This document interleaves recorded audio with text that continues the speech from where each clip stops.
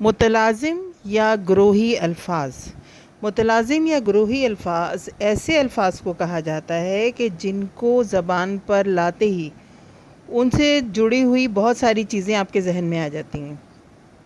جیسے آپ آسمان کا نام لیتے ہیں تو آسمان کے ساتھ ہی آپ کے ذہن میں کیا آتا ہے؟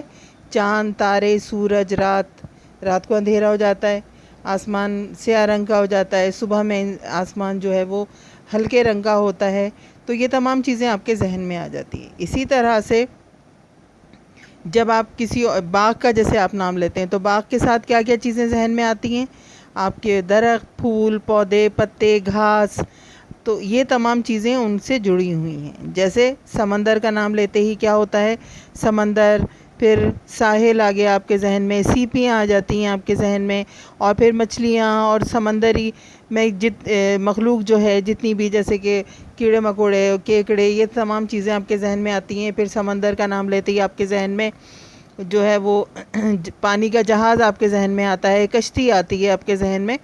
تو یہ چیزیں جڑی ہوئی ہیں سمندر سے. ٹھیک ہے، تو ایسے ان الفاظوں کو، جیسے کہ سمندر ہے تو اس کے ساتھ جتنی تمام چیزیں ہیں، تو یہ تمام الفاظ جن سے بہت ساری چیزیں جڑی ہوئی ہیں وہ ہوتے تو ایک اکیلا لفظ ہے.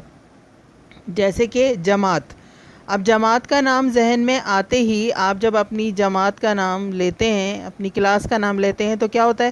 بلیک بورڈ آپ کے ذہن میں آتا ہے، آپ کی ٹیچر آتی ہیں، آپ کی کلاس کے ڈیسک آپ کے ذہن میں آتے ہیں، آپ کی کلاس فیلوز آپ کے ذہن میں آتے ہیں. تو یہ تمام چیزیں صرف جماعت کے ساتھ ہی جڑی ہوئی ہیں. ٹھیک ہے. اسی طرح سے جب ہم عدالت کا نام لیتے ہیں تو عدالت میں کیا ہوتا ہے؟ عدالت میں مقدمہ ہے، جج ہے، وکیل ہے. یہ تمام چیزیں ہمارے ذہن میں آتی ہیں. تو ایسے الفاظ جس ایک الفاظ کے ساتھ بہت ساری چیزیں جڑی ہوئی ہوتی ہیں، جو ان سے متعلق ہوتی ہیں، وہ ہمارے ذہن میں آ جاتی ہیں. تو ایسے الفاظ کو متلازم یا گروہی الفاظ کہا جاتا ہے. امید ہے آپ کو متلازم اور گروہی الفاظ اچھی طرح سے سمجھ آ